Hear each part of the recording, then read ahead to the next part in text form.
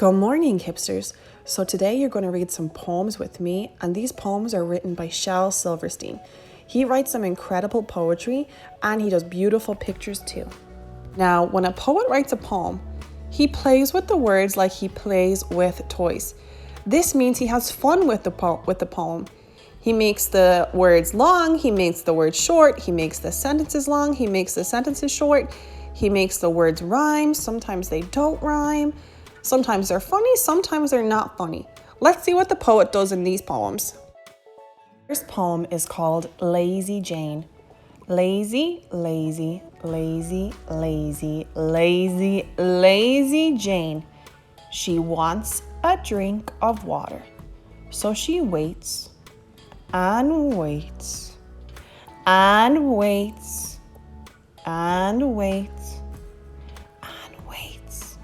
for it to rain. A silly poem about a girl who's too lazy to get a drink of water. What I love about this poem is how the author stacked the words on top of each other, and then with his cartoon, he drew it so it looked like the little girl was lying down and all the words were falling into her mouth just like rain. He is so clever and funny. Lazy Jane is a funny poem. This next poem is called Treehouse. Treehouse, a free house, a secret you and me house, a high up in the leafy branches, cozy as can be house, a street house, a neat house, be sure to wipe your feet house, is not my kind of house at all. Let's go live in a treehouse. I love about this poem is that Shel Silverstein used rhyming words like tree and free and me, and he kept repeating the word house. Then he gave you this beautiful picture. So let's remember, Shel Silverstein in this poem did three things. He had rhyming words, repeating words, and a beautiful picture to help your imagination. The last poem today is called A Recipe for a Hippopotamus Sandwich. A hippo sandwich is easy to make.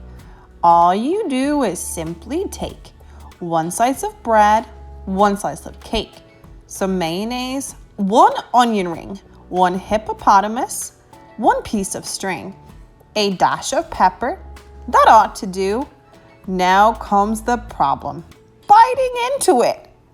This poem might be my favorite because it's so silly. Shel Silverstein writes out a recipe, so he's giving you instructions on how to make a hippopotamus sandwich. But you know, that's not true because you can't eat a hippopotamus. But he uses rhyming words like make and take and cake to make it even more funny. And he tells you what to do in this recipe. And then the picture is so funny because you see the hippopotamus with the string tied around him, with the piece of cake and the bread and the onion ring. Remember, a poet plays with words like he plays with toys. That's how they make their poems so interesting. They use rhyming, repeating words. They make them long, they make them short. They have fun with their poems. That's why poetry is so fun.